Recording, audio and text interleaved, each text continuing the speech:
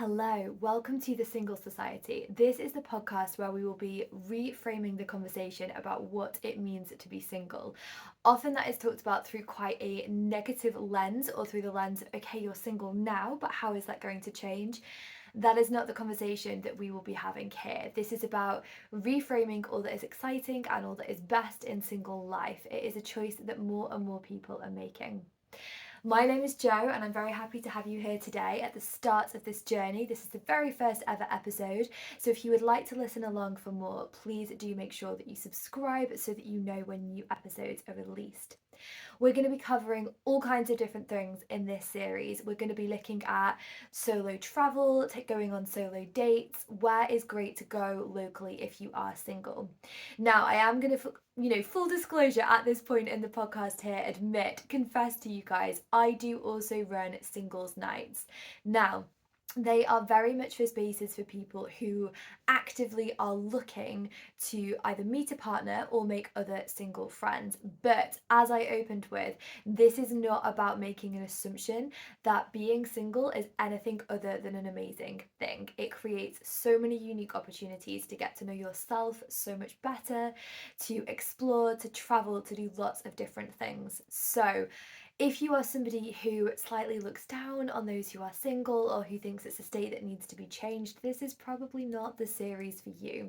If you are somebody who is open-minded to exploring what being single means, this is very much the space for you. That could be that you are single yourself. It could be that you know a lot of single people who doesn't. Perhaps you've been in a relationship a long time, you're even married, you have a life partner, but you want to be open to the fact that not all of your friends are in that same space and you want to explore what single life means in a healthy and a positive way. This is the space where we're going to come and do just that. I will also be showing you a little bit of the behind the scenes of singles nights, so how they run, how I get ready for them myself, and also some top tips because there are certain mistakes, errors, if you like, that I see come up again and again when people are attending singles nights. So if that sounds like something that you are interested in, then please stay tuned. There will normally be a new episode every Thursday. They'll be about 7 minutes long, really snappy, something you can have on short car journey, prepping a meal at the end of the day, doing your laundry, anything like that. So quick little fire episodes. Now, what I will also be doing, as well as those ones that will come out every week, is there will be themes that come out more regularly. So the first one to look out for is going to be all around consent. Now, I am going to be thinking about that in the context of if you are coming to a singles night, whether that be to find a partner or to make other single friends, consent is incredibly important. And very often when we say consent, when we talk about consent, we think about it predominantly in terms of a sexual relationship of some kind. But that is not the only form of consent. There's loads of different scales to it.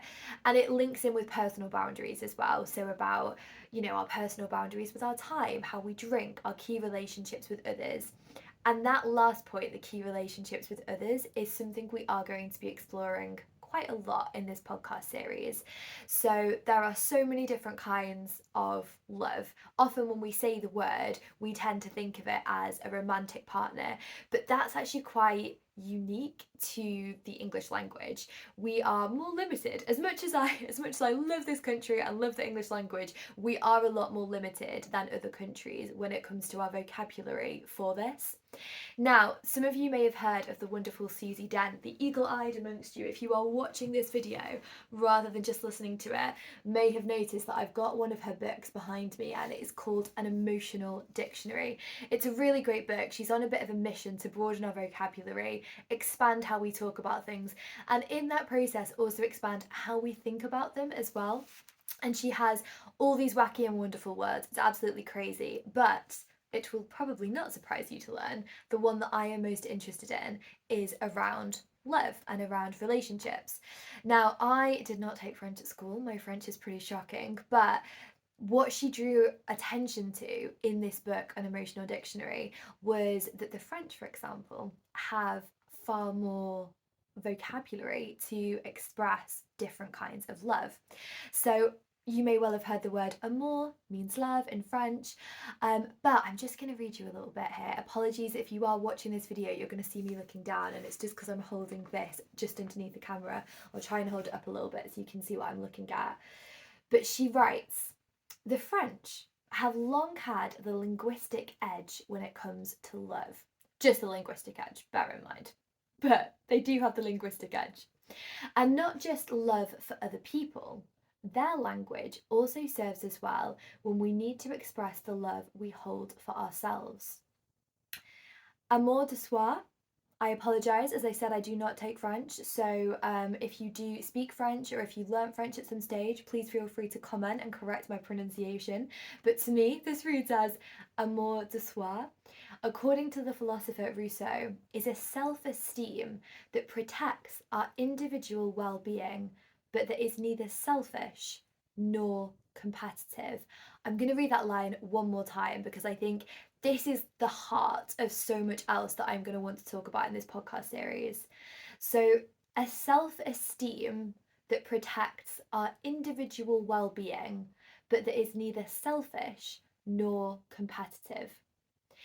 It is not contingent upon the judgment of others, and for Rousseau is crucial for survival. Self-esteem that is reliant upon outside approval, on the other hand, is known as amour propre. Again, guys, I'm so sorry. For those hunting down likes and shares on social media, it is this, a self-respect, that is nonetheless conditioned by the literal views of other people, that perhaps belongs more powerfully to our times. Now, I think Susie Dent is absolutely bang on the money. I think that in our times, we are really conditioned to prioritise that love and that self-esteem, I think, is the key thing from other people. But that is what I am very much hoping that we are going to change in these episodes together. For the first few, it will be a lot of me sharing things with you, chatting with you. Again, the other advantage of me running singles nights regularly is that I meet a huge number of single people. So outside of just my own kind of personal life, my friends, my family, many of whom are of course single, I'm regularly meeting people who are in that position. And it means that I'm constantly seeing up close what the challenges, admittedly, but also what the real privileges are. So if that sounds like something you would like to explore more, please do click subscribe, follow along with this podcast.